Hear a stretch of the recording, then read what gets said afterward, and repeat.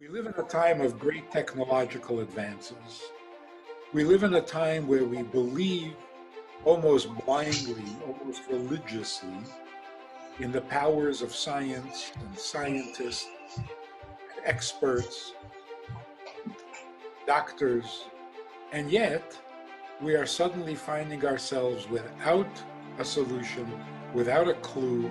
We don't know what we're dealing with. We don't know how to respond. We don't know how to control it. We don't even know what it is.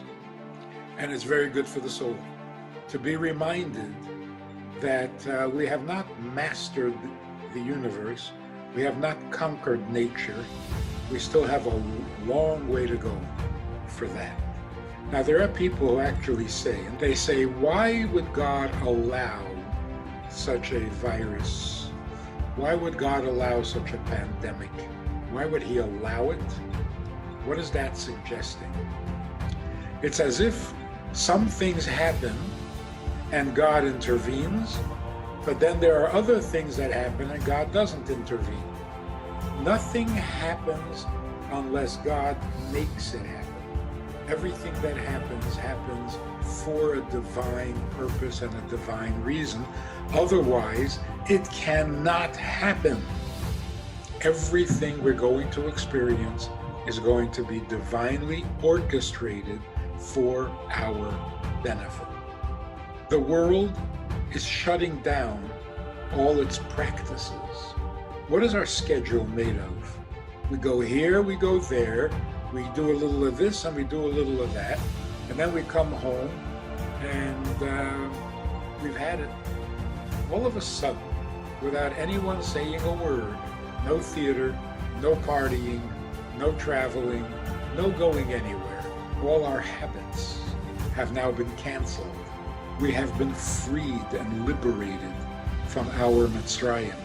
We are so caught up in these things that we actually started to believe that that's what life is about. Life is about going to school, going to work, going to parties, going to a theater, going for some entertainment, going for some shopping. That's life. Now we're seeing it's not. This is a very good thing. The break of habits that this virus is bringing is such a fantastic opportunity to change the habits we've been trying or hoping to change, planning to change for years. But, an hour goes by, a week goes by, a month goes by, and you haven't changed it. Now, we have the perfect opportunity. Everything is changing anyway.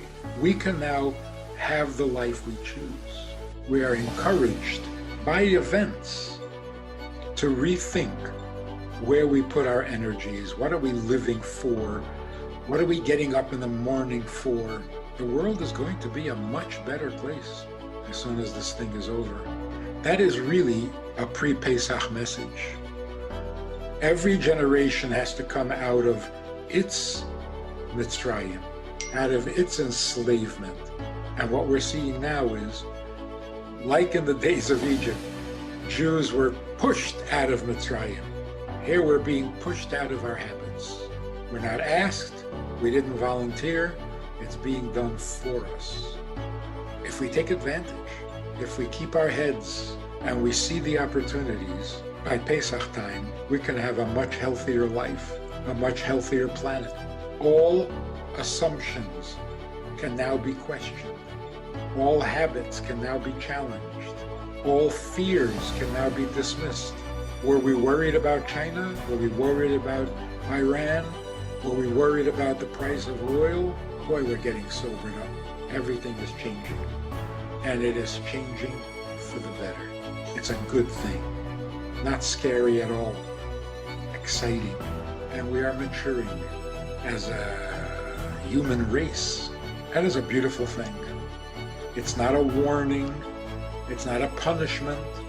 It's not doomsday. This is going to pass.